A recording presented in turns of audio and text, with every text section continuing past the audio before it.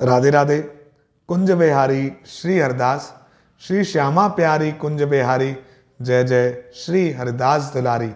आज की वीडियो में मैं आप सभी को निर्जला एकादशी के विषय में संपूर्ण जानकारी दूंगा, जैसे कि निर्जला एकादशी का व्रत कब है और इसका पारण किस दिन करना चाहिए, निर्जला एकादशी के व्रत को किस प्रकार रखा जाता है, इसको रखने से क्या फल मिलता है और निर्जला एकादशी की क्या महिमा है।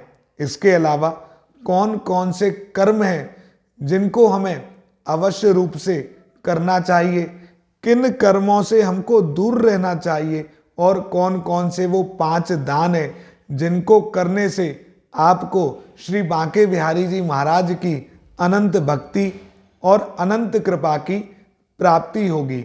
तो हम वीडियो को शुरू करते हैं। आप सब इस वीडियो को ज़्यादा से ज़्यादा शेयर करें। सबसे पहले मैं आप सभी को बता दूं, निर्जला एकादशी का व्रत इस वर्ष श्री बांके बिहारी जी मंदिर के व्रतोत्सव निर्णय के अनुसार 31 मई 2023 बुधवार के दिन रखा जाएगा और इसका पारण 1 जून 2023 गुरुवार के दिन करना है। जैसा कि इसका नाम है निर्जला एकादशी। निर्जल का अर्थ होता है बिना जल के, यानी इस व्रत को बिना जल ग्रहण किए हुए ही रखा जाता है। और इसके पीछे की जो कथा है वो भी बहुत रोचक है। एक बार भीमसेन ने व्यास जी से पूछा, हे गुरुदेव, मेरे चारों भाई माता कुंती सभी एकादशियों का व्रत रखते हैं, लेकिन मैं चाहकर भी एकादशी का व्रत नहीं रख पाता हूँ, क्योंकि मेरे उदर में अग्नि का वास है और मुझे बार बार उसके कारण भूख लगती है। अतः मैं प्रयत्न भी करूं तो पूरे वर्ष में एक दिन व्रत अवश्य रख सकता हूं।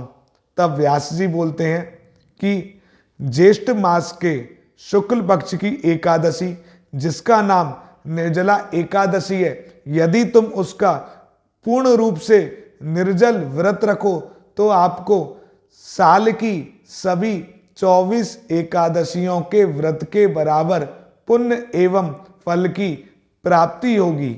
इसलिए इसको भीमसेन एकादशी भी कहते हैं, पांडव एकादशी भी कहते हैं। इसलिए निर्जला एकादशी के दिन व्रत को अवश्य रखना चाहिए। यदि आप इस व्रत को निर्जल रखने में अक्षम हैं या स्वास्थ्य के कारण निर्जल नहीं रख सकते, तो कम से कम फलाहार के रूप में ही सही निर्जला एकादशी के व्रत को अवश्य रखें। क्योंकि मेरा मानना है कि व्रत ना रखने से अच्छा है कि हम किसी भी रूप में व्रत रख लें। अब मैं आपको बताता हूँ वो 5 कर्म जो आपको विशेष रूप से निर्जला एकादशी पर करने हैं।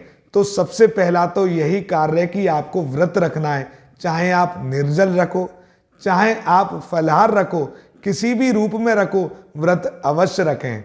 दूसरा, निर्जला एकादशी के व्रत की कथा का श्रवण आपको करना है।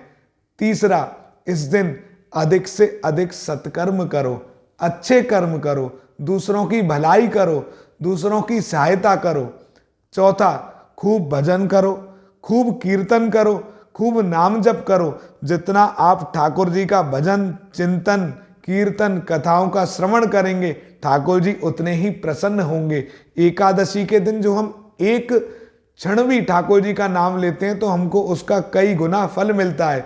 इसलिए ज़्यादा से ज़्यादा नाम जप करें, ज़्यादा से ज़्यादा भजन करें, क्योंकि यही कर्म हमारे एकत्र होते हैं। हम बैंकों में तो धन जमा करने के बारे में सोचते हैं, लेकिन जो सत्कर्म है, जो हमारे भजन है, नाम जप है, इनका भी एक खाता है।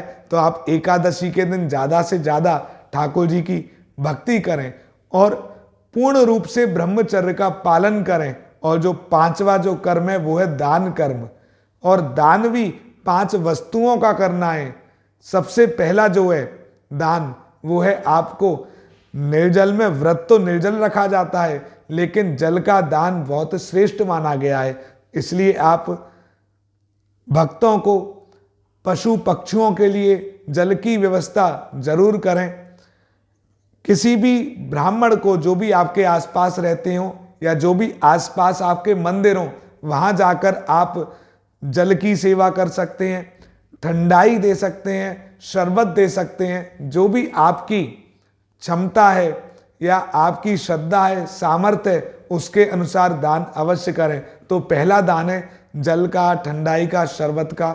दूसरा है खरबूज, आम आदि फलों का भी दान करें। तीसरा घड़ा, मटका या सुराही का दान करें। चौथा दान है पंखे का दान जरूर करें, चाहे वो हाथ का पंखा हो या बिजली का पंखा हो, जैसी आपकी सामर्थ्य है उसके अनुसार दान करें। और पांचवा, धूप से बचने के लिए छाता का दान अवश्य करें। तो ये तो बात रही कि हमको कौन कौन से 5 कर्म करने हैं और कौन कौन से 5 दान देने हैं। इसके अलावा कुछ कर्म ऐसे हैं जिनसे हमको बचकर रहना है, जिन्हें हमें बिल्कुल भी नहीं करना है, उनके बारे में भी जानकारी अवश्य आप रखें। तो पहला जो कर्म है जिससे हमें बच के रहना है, जो हमें नहीं करना है, वो है क्रोध। आप किसी भी प्रकार का क्रोध ना करें, गुस्सा ना करें। व्रत का मतलब केवल अन्न का त्याग नहीं होता है कि हमें खाना नहीं खाना, भोजन नहीं करना। व्रत का तो मतलब ही है कि हमें अपनी इंद्रियों पर भी संयम रखना है, अपनी इंद्रियों पर, अपनी वाणी पर भी नियंत्रण रखना है। इसलिए बिल्कुल भी क्रोध ना करें। दूसरा, लोभ लालच ना करें। और तीसरा जो कर्म है जिससे हमको दूर रहना है, वो है असत्य ना बोलें, किसी से भी झूठ ना बोलें। चौथा, किसी की निंदा ना करें, किसी की बुराई ना करें, किसी की चुगली ना करें। और पांचवा जो कर्म है जिससे हमको दूर रहना है, वो है मद, नशा, अहंकार। इन सब से हमको दूर रहना है। व्रत का वास्तविक अर्थ यही है कि हम अपने इंद्रियों पर भी संयम रखें, इंद्रियों पर नियंत्रण रखें। श्री बांके बिहारी जी महाराज की जितनी हो सके उतनी भक्ति करें, जितनी हो सके उतनी सेवा करें, और जितना हो सके उतना दान पुण्य कर्म जरूर करें। आसपास बहुत सारे जरूरतमंद व्यक्ति, जरूरतमंद लोग आपके पास जरूर होंगे। उनको आप उनकी जरूरत के हिसाब से और अपनी सामर्थ्य के हिसाब से दान अवश्य करें।